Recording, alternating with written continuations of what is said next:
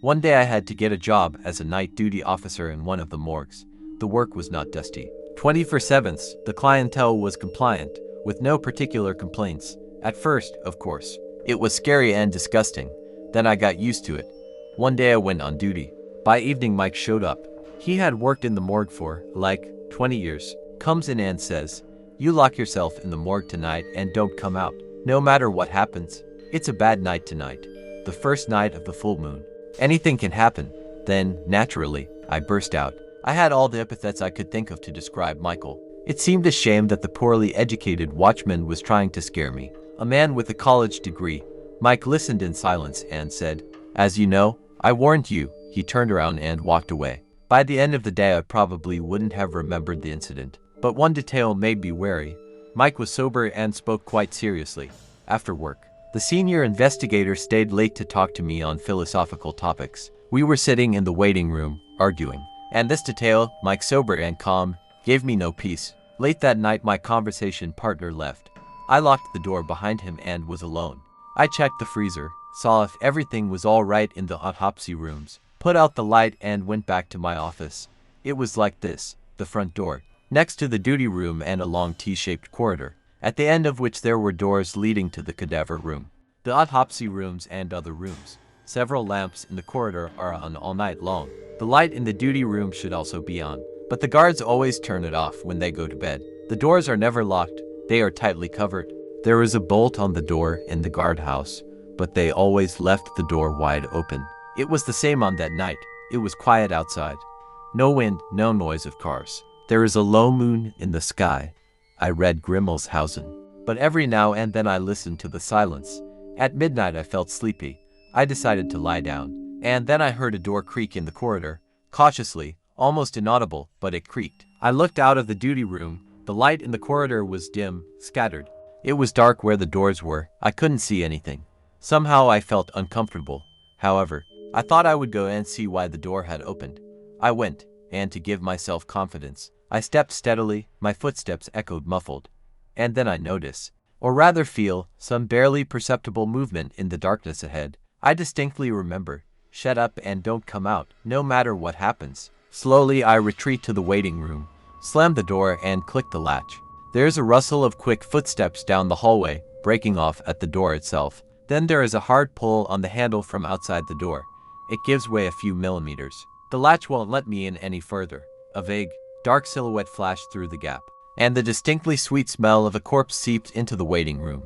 The next thing I know, I'm gripping the doorknob with wild force, and from the hallway something insanely creepy is trying to get in, scratching at the door, yanking at the knob, poking at the jambs and the walls. And all this happens in total silence. Not even the sound of heavy breathing. Only the smell of formalin and cold reeks from behind the door. As dawn breaks, a deadly silence falls in the corridor. No one scratches anymore. No one tears at the door. But I can't let go of the knob for a long time. I stand there, my fingers white with tension. A persistent call brings me back to reality and forces me to open the door. The corridor is ordinary and empty. This makes it seem like everything that happened during the night was a wild, nightmarish dream. The lock, as always, jams, and it takes me a long time to open it. Finally, I succeed. On the porch, the shiftman rolls up cheerfully. "Well, you're sound asleep. I've been calling for an hour," he marvels. I mumbled inarticulately that I had too much alcohol, that I hadn't heard anything, and that it was better not to touch me today. The day's work is in full swing, and I can't bring myself to go home.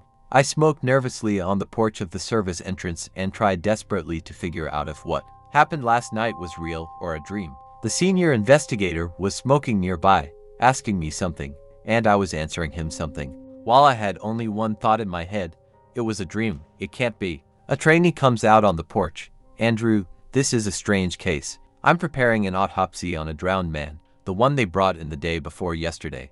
And his fingernails are full of white paint. What's so strange about it?" The senior coroner lazily asks. "The paint is dried, old, but the breaks and tearing of the nails on the hands of the corpse are, in my opinion, post-mortem, fresh." They leave, and I walk up to the door to the duty room. At human height, the smooth white surface clearly shows semicircular scratches and uneven chips. Have you ever heard of Clinton Road in New Jersey? It's not a very famous road, and it goes through the woods. It's a very dark stretch of road, because the maintenance contract hasn't been renewed since the 50s, my friends and I, being the usual jerks always looking for an adventure on our asses, decided one night to test the veracity of all the stories we'd heard about this road. We were just sure that all these stories were nothing more than scaremongering and make-believe, but they weren't. We realized this when we ourselves were caught up in such a story. That time we were coming back from a movie, and one of us noticed, "Hey, it looks like we're right near Clinton Road." We got really excited about driving down the road, except we made the mistake of thinking we'd get there fast, because it actually took us a long time. It was just the middle of winter and there was almost a meter layer of snow on the road. We were joking about how soon we would meet the Chimera, and someone said, "Wow, there's hellhounds chasing us." Like I said, we were just a bunch of jerks. Gradually, the atmosphere in the car became more and more tense. Outside the car window, darkness was thickening. At one point, we stopped just to see how dark it was without any light sources. And it was like a black hole, impossible to see anything. Dense, total darkness. We started the car again, only now no one wanted to make jokes. There was a bridge about halfway up the road, and if you dropped a coin from it, a frightening sound would soon reach you.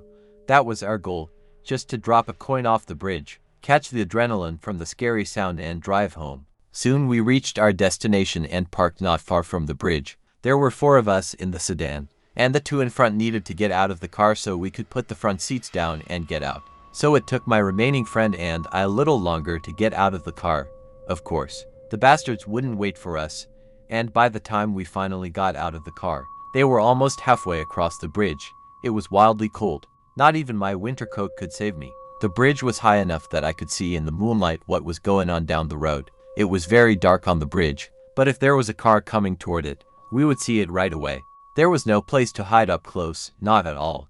There was a sepulchral silence. I could hear my friend's footsteps on the dry gravel about 20 feet away. When we finally made it up the bridge to our friends, we saw that they stopped like a stone, then turned around and moved back toward us at a greatly accelerated pace. I remember one of them saying, "Quick, back to the car." I was getting uncomfortable, so I didn't argue or ask what had happened, and we ran back to the car. Soon we were in the car. That's when I saw them. In the headlights, I saw the figures moving toward us. They walked in a relaxed manner, but at the same time their gait was surprisingly fast. The one I could get a good look at was taller than I was, and I was almost 6 feet tall. I think he was wearing a white hooded sweatshirt, because as far as I could see, above the waist he was all white. The second figure was much darker, barely distinguishable in the dark, whoever it was. As we began to turn the car around, the figures stopped pacing, relaxed. Now they walked firmly and even faster, and then they stopped and disappeared. We finally turned around and drove back.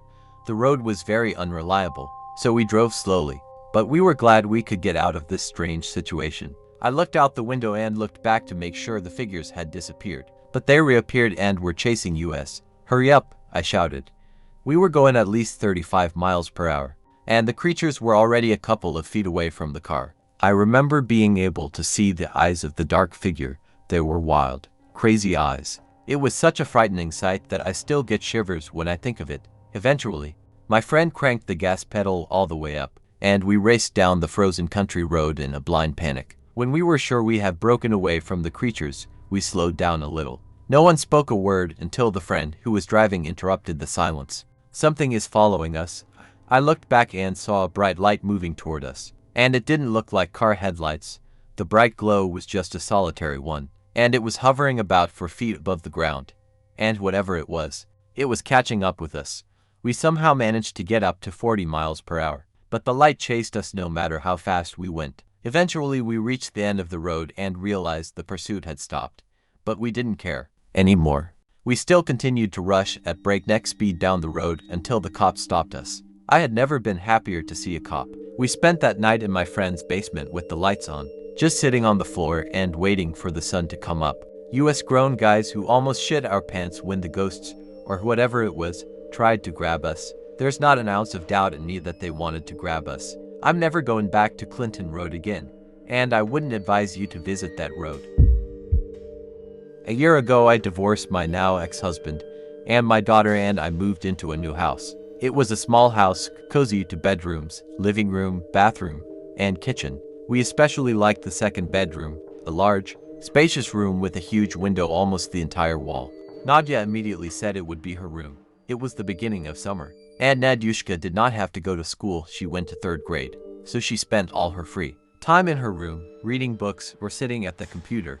2 weeks later, when we were completely settled in our new place, a kitten strayed into our house. Nadia, like many kids, loves animals, and so do I. We took him in and named him Felix. It all started 2 days after Felix's arrival. Nadia and I were watching a cartoon in the living room, or rather, I was watching, and Nadia was already peacefully asleep in an armchair. Suddenly, just for a second, there was a strange squeaking sound in her room. I went into the room to check what it was. Felix's body was lying on the floor, almost in the middle of the room. I couldn't move for a while. It was a horrible sight.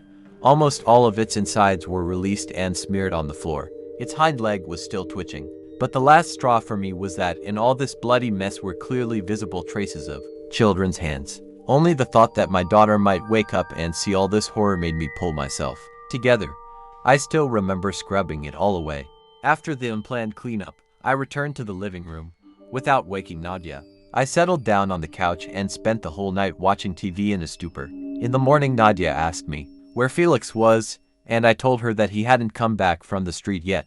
After breakfast, I sent my daughter to my father, that is, her grandfather. When I was left alone, I started shivering, and I couldn't do anything about it. I just sat there and finished myself by reading horror stories. I tried to find something similar, but nothing. I went to bed after midnight and fell asleep surprisingly quickly. I woke up to a noise. When I finally woke up, I realized that Nadia was calling me from her room. I got out of bed, and then I remembered belatedly that Nadia was now at her grandfather's house. Fear rose instantly. I froze in place, and from the room even more loudly and clearly began to be heard, "Mom, Mom, Mommy." I stood like that for a minute and dashed to the door, which had a very impressive deadbolt on it. When I closed the door, I leaned back against it and settled on the floor. The feelings I felt at that moment are unspeakable. Endless, just endless, animal terror. About an hour passed, and I was beginning to fall asleep, when something banged on the door from the other side, and the words began to be repeated, the timbre of the voice rising with each time. There was a terrible rumble in the hallway, something banging against the door and the walls. It sounded small, but it was very strong. It went on like that for half an hour. I sat on the floor under the door and just roared. Soon my nerves failed, and I passed out. As I came to, I looked at the time on the wall clock. It was 9 o'clock in the morning. Not a single thing in the hallway was intact. The dresser, the clothes rack, the shoes, all had been ripped apart and smashed to splinters. Even on the walls, in some places, pieces of plaster and wallpaper had been chipped away. It was all over the house. I ran away from that damned house and came back only once, along with my father, to get my papers and things. My father believed me at once. He himself had lived in a village in the taiga and had seen a lot. Now Nadia and I live in a new apartment. I sold that house without telling the buyer. I couldn't. I still wonder why it didn't kick in the door to my room when it trashed half the house. Was it playing with me?